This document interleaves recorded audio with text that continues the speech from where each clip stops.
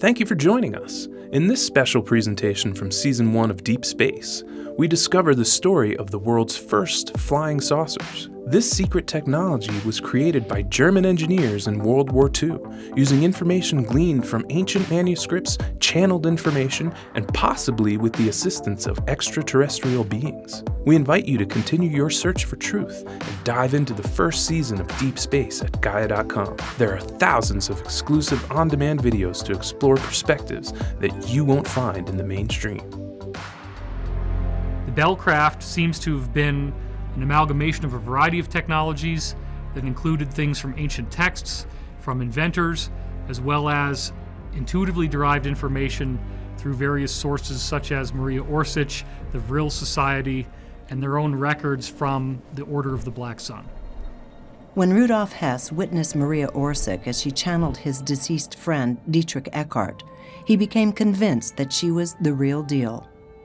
Rudolf Hess had served time in prison with Adolf Hitler, and they knew each other well.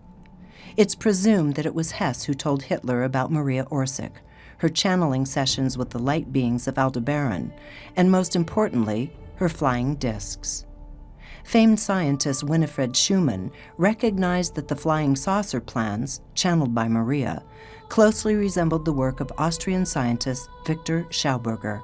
It was just after Hess revealed what Maria Orsich was really up to that the Germans essentially kidnapped Schauberger and put him to work on the German flying saucers. But who was Victor Schauberger, and what did he discover? Victor Schauberger was an Austrian inventor who worked actually during World War II with the Third Reich. And he's well known for his vortex mechanics. And he worked a lot with water vortexes. He was early on very interested in the way water purified itself in streams through natural swirling and whirlpools and things.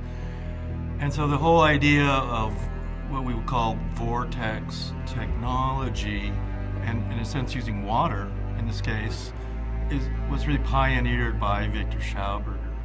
So Schauberger was studying the behaviors of salmon as they would glide up through the waterfall, and trout as they would stay in one place in the stream and hardly have to do any movement, and they wouldn't be moving with the current. And what he determined was that there were certain what he called implosion vortexes that were created in the water by the way the water was spinning. Schauberger then created turbines that recreated this inside a mechanical array that was egg-shaped, and this became an anti-gravity engine. Schauberger was abducted by the Germans, kidnapped along with his family, tortured, and was then forced to participate in this Hanebu Bellcraft program. Victor Schauberger is a physicist who created a device called a repulsine, which used vortex generation to actually create lift and maneuverability of disc-shaped objects. The interesting thing about his techniques is that Schauberger actually believed that we were doing things wrong in physics. He said that birds did not fly, they were flown, and fish did not swim, they were swum. So all you really had to do was tap into the forces that existed in the ether around us, and you could actually generate movement and theoretical performance like a flying saucer.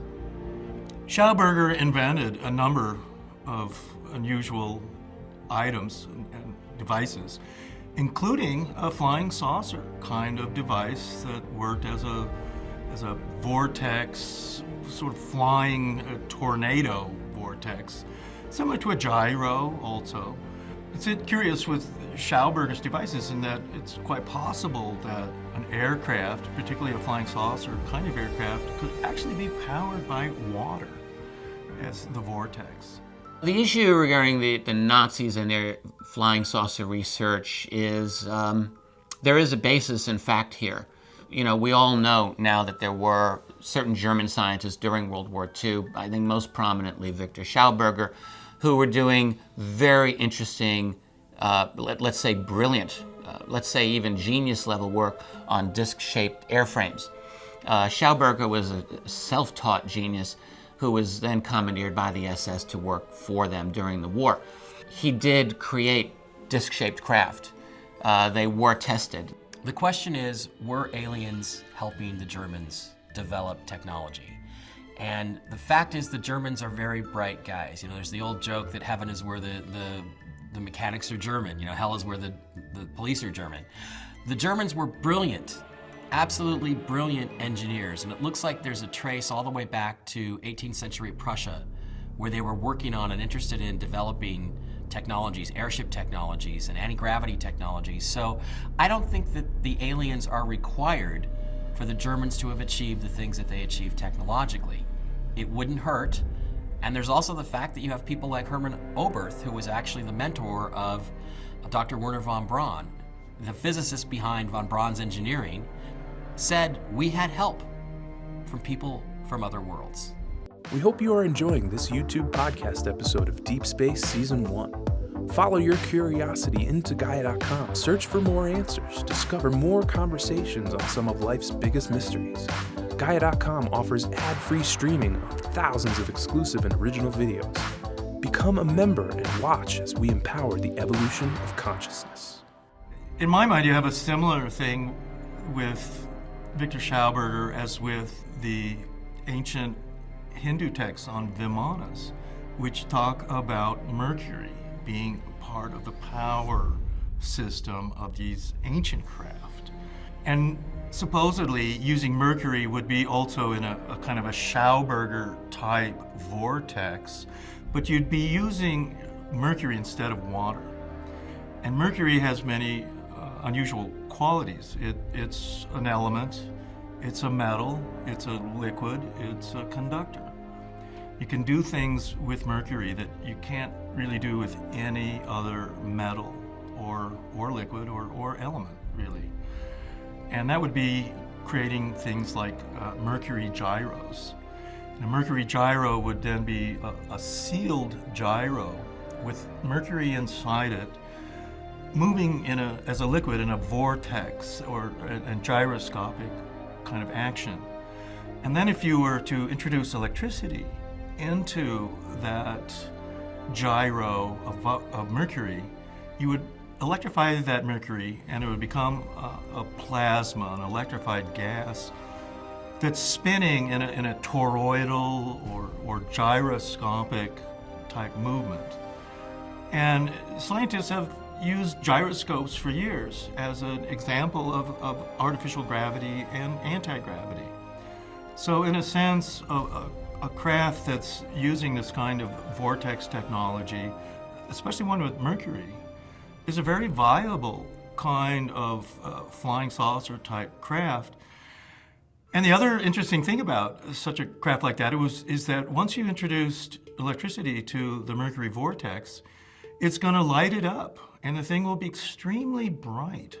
So if you were to see this thing flying, it would be much as many UFOs are described, where they are this spinning top kind of gyro thing that's also very brightly lit, sometimes with even lights that are flashing or flickering or spinning along the edge of the craft. And this is exactly how a Mercury gyro would really look like and act like. Well, the Germans were mounting expeditions all over the world in the 1930s because they were looking primarily for mystical devices. You know, their technology was very, very advanced. Their aviation technology was way beyond anything the United States developed. The ancients were fascinated with Mercury all over the world. The Chinese and the ancient Mexicans, Mayans, and Mercury is usually an offshoot of gold production, actually. But yeah, when you have the ancient texts, like the Vimana texts, Mercury is clearly talked about there. So Mercury was a very important thing for the ancient people. But Mercury is a deadly poison. Working with Mercury, you shouldn't do that. Mercury gas is completely deadly. Mercury needs to be handled very, very carefully and in a closed environment. So exactly what ancient people were doing with Mercury is kind of a mystery, although spacecraft and stuff is really the obvious thing to do with it, and other mining technologies.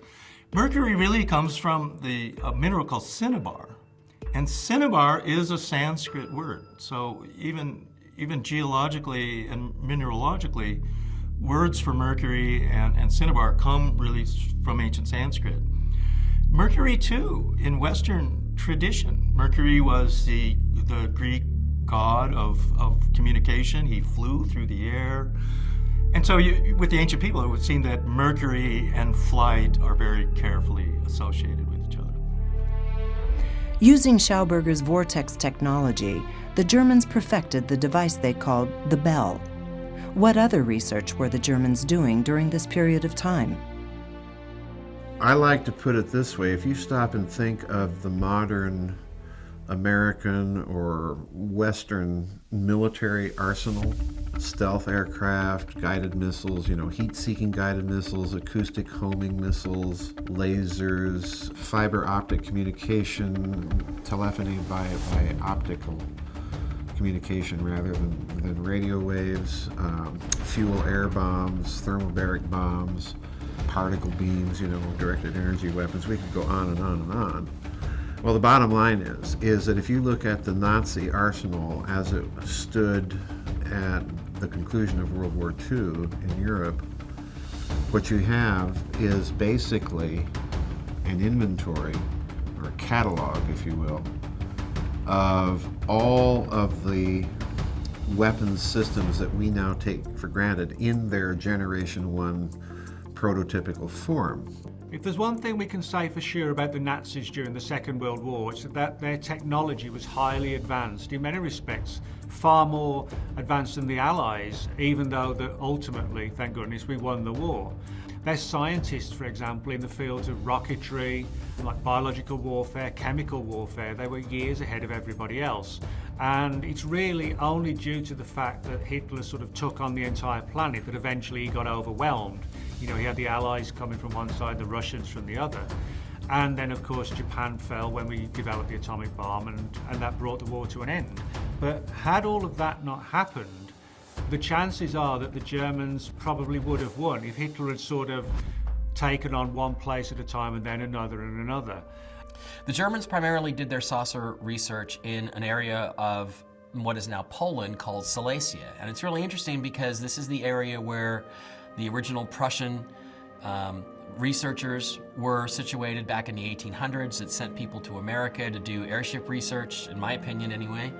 And it was also the area that Hitler protected to the very, very last moment at the end of World War II. If you look at the pattern of the Third Army of General Patton, they crossed the Rhine, and at that moment the big political prize is Berlin. We all wanted to beat the Russians to Berlin because to possess Berlin meant that we possessed Germany. Instead, Patton is diverted directly to Silesia because that was the area where they had the Nazi Bell, other technologies they were developing, super weapons that Hitler talked about and that had to be protected at all costs. So it must have really galled Patton that he couldn't go get the prize, which was Berlin, and instead he had to go to Silesia and capture these German technology factories. The Nazis got very far in their technological research. Hitler kept telling everybody that there were going to be super weapons, wonder weapons that were going to come out of there that were going to save Nazi Germany. Of course, they developed the jet fighters, the Me-262, the fastest, most amazing jet aircraft in the world at the time. They developed the Horten HO-229, which I happen to think is what Kenneth Arnold saw in 1947, a squadron of HO-229s operating out of McChord Air Force Base near Mount Rainier. Through the FBI, I actually got probably about 7 or 8 really interesting documents, essentially interviews that the FBI had done at the end of the Second World War with Luftwaffe pilots and German military personnel who claimed to have seen saucer-like craft being test flown at military bases in both Germany and Austria. And they were sort of anywhere from 30 feet to 60 feet in diameter, and for want of a better term, flying saucers. And these interviews were taken very seriously, and the FBI has now actually loaded them onto their website, The Vault, so you can read them there. And for that reason, I do think there's a good evidence that the Nazis were working on circular aircraft, which, potentially could have not just worked in the Earth's atmosphere, but outside of the atmosphere. After the war, it's generally believed that the Germans took their research from Nazi Germany to Norway, and eventually from Norway to Argentina, and eventually from Argentina to Antarctica, where they had secret bases in New Schwabenland. The Germans had the technology, but they didn't have the resources, and that was the big problem. They ultimately lacked oil. Germany does not have a lot of oil. They needed oil. They needed electricity. They needed generating plants. They needed to have the facilities to manufacture the weapons. So even though they were very much ahead of us in terms of theoretical research, they were only at the very end of the war beginning to take some of these theoretical super weapons and actually mechanize them, engineer them into reality. Had the war gone on another year, we would have lost it. The Haunebu saucers should have been capable of going almost anywhere. I mean, the fact is that the Bell would generate not only a lifting capability and an anti-gravity effect, it would also tend to generate a protective field, almost a force field around the craft that would make it impervious to conventional weapons and would also enable you to fly in space and not have to worry about things like radiation and all the different hazards. Meteors would bounce right off the shield. So it makes a lot of sense that they would have been able to actually go to the moon as far back as the 1940s with this technology. All you do is you just keep going up. You just keep moving in one direction, and pretty soon you're in space, and then you just point at the moon and go there. Supposedly World War II ended with the Allies really entering Berlin in 1945, but really World War II didn't end there. And what apparently happened was the Germans of the Third Reich had created a number of isolated and forward bases around the world, using particularly their U-boat fleet, but also with other commercial ships and aircraft as well. And they already, towards the end of the war, apparently had begun building flying saucer type craft. And there's also the famous Foo Fighters that were seen at the end of the war over Germany. And while some researchers seem to think that Foo Fighters were some kind of extraterrestrial observation craft, just watching the end of World War II or something, other researchers believe that the Germans had really created the Foo Fighters and that they were really sort of a high-tech, last-ditch effort by the Germans to stop the bombing raids, and that this really the carpet bombing of the industrial cities in Germany. With the end of the World War II, the Germans were really escaping, and with their vast U-boat fleet, to places in Greenland and the Canary Islands, to South America, also going to Indonesia and Japan, and incredibly to Antarctica, where the Germans had started to create certain bases, underground, undersea U-boat bases in an area that they called New Schwabenland, and which we today call Queen Maud Land. And this is the part of Antarctica that's pretty much opposite of South Africa, really. And South Africa, too, actually, was a government at the time that wanted to side with the Germans during World War II. And the Afrikaners of South Africa did. And the British actually put, many of the politicians in South Africa in prison during the entire war because they were on the side of the Germans. So really, World War II apparently continued. Well, of course, since that's a real hidden part of history, I don't think anybody knows for sure what happened to the German saucers. What we know for absolute positive is that they had the plans, the drawings were on the drawing board, okay? The only argument is, did they actually ever fly any? The Philadelphia experiment, I think, was a legitimate experiment. I think they were experimenting with energy manipulation. It was very similar to what the Nazis were doing with the Bell. The entire universe basically is a huge energy field, and we're all part of it. Okay, and so when you start messing with that, you really just don't know what's going to happen. What the Allies seemed to finally realize, particularly after 2 U-boats surrendered after the war in Argentina, they realized that the Germans had a fleet of black U-boats, and that there was a large number of U-boats that were completely unaccounted for at the end of the war. And 2 surrendered in Argentina. Some months after the war. And both the British and American military forces, they took the captains and the crew of these U-boats, prisoners, and interrogated them for months of where they had been all this time after the war, what kind of passengers and cargo they had been carrying. And in fact, some of these U-boats were apparently carrying huge cargoes of mercury. and which is a very strange thing. And it's looking into all that over time, I found that there was a U-boat that had been wrecked in Indonesia during the war, and its cargo was Mercury. And then, only a few years ago, it was in Norwegian papers that a U-boat had been found sunken in a fjord in Norway, and it had been sunken in like 1944 or 1945. And the interesting part of that story was that the Norwegian authorities were worried that this sunken U-boat would fracture and crack, and that its cargo of mercury would leak into this fjord and poison it. So here again, you have one of these strange missing U-boats with a cargo of mercury. Then the Allies realized that there was something more going on, that parts of the Third Reich were still active, and that they were active particularly in South America and Antarctica. So the ratlines were through Switzerland, through Marco, Spain, and through the Vatican. And that's where all the SS officers kind of went and were allowed to change their identity and then, take on other lives in other places. Obviously, there were a lot of people that came to the United States and Canada, Operation Paperclip, and then even some went to Russia. A lot were allowed to stay in Germany and actually carry on. Even though the Allies won World War II, there were nagging suspicions that something was wrong.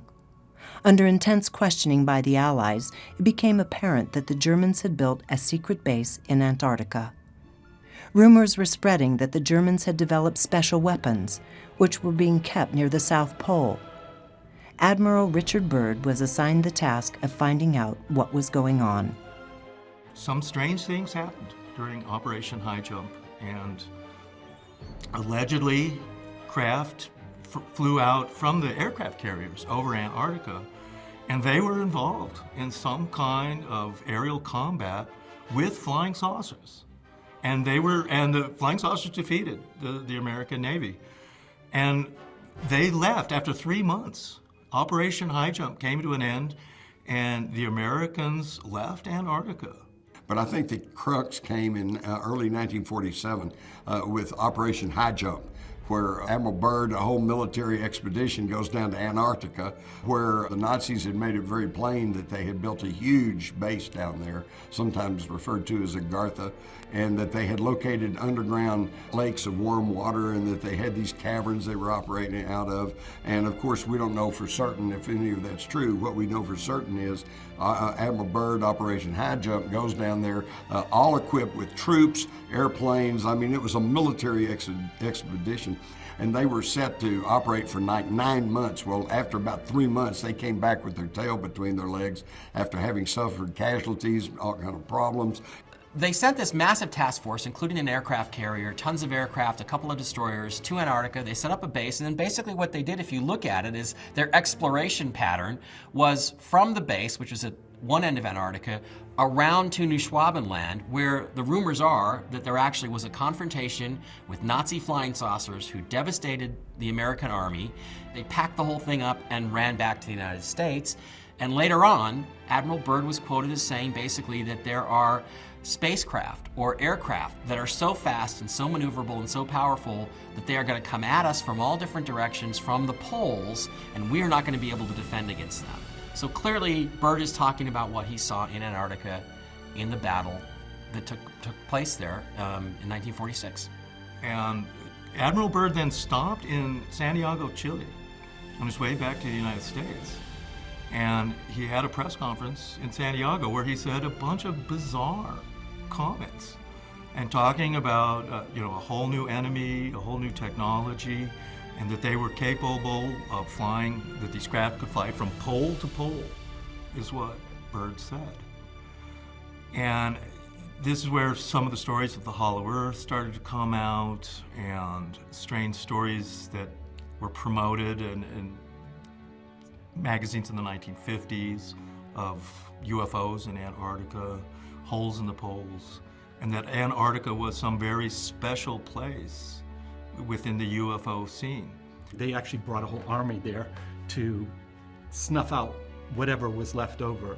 and they got their asses kicked, and they came home, and I think Admiral Byrd was very upset. I don't think maybe he thought he wasn't adequately prepared, and I think they killed him just because he was raising hell about that.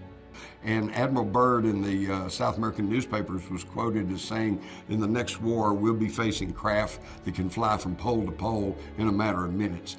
I think they encountered the Nazi UFOs. Between Operation Highjump, which supposedly encountered Nazi UFOs, and the crash at Roswell, which possibly could have been alien, between those two events, they seem to really fire things up and begin the creation of what we now call the national security state. The CIA was formed actually in 1947. The NSA was formed in the early 1950s. All of these events seem to be connected. The biggest event was the 1952 buzzing of Washington, D.C., and after that is when all of these agencies like DARPA came into existence, the Defense Advanced Resources Projects Agency. All of these different organizations came into being and started to work together and started to deal with this question of what were these flying saucer-like objects that were actually swarming all over the country at the time. So I think there was a definite connection between that military catastrophe in Antarctica, Kenneth Arnold's sighting, the Roswell crash, the 1952 buzzing of Washington. I think it created panic at the highest levels of government, and that's when the whole national security state came into existence. Look there. Pat, the compass is at a spin. Geiger's up to the top. It was just a few years after Operation Highjump that Hollywood began to tell their version of the Operation Highjump and UFO story, only with a dark twist. Part of an airfoil, probably a stabilizer of some sort. We found a flying saucer. In 1951, famed Hollywood director Howard Hawks would release his film The Thing from Another World. A few minutes from now, we may have the key to the stars. 1,000,000 years of history are waiting for us in that ice. In this hit movie, a military team stationed at the pole discovers a flying saucer buried in the ice. Using thermite bombs in an attempt to get the saucer out of the ice, they inadvertently destroy the craft. But the explosion also frees the sole occupant of the flying saucer. Captain, I'm getting something over here. Probably a fragment from the saucer. You may salvage something yet. Here's where it's coming from. What is it? Looks like a man. Yeah, it's got legs and a head. I can see him. Yeah, he must be over 8 feet long. The creature, the thing from another world, defrosts and begins attacking the members of the polar expedition. The Thing from Another World was the first of what would become many attempts by Hollywood to rewrite history, to play the aggressive alien card and show that fear and terror is the only proper response to otherworldly subjects. I'm not your enemy. I'm a scientist. I'm a scientist who's trying. It would not be the last. One of the world's greatest battles was fought and won today by the human race. Here at the top of the world, a handful of American soldiers and civilians met the first invasion from another planet. And now, before giving you the details of the battle, I bring you a warning. Every one of you listening to my voice, tell the world, tell this to everybody wherever they are. Watch the skies, everywhere. In our next episode of Deep Space, we'll continue to explore the relationship between the Germans and the Americans in Dark Alliance.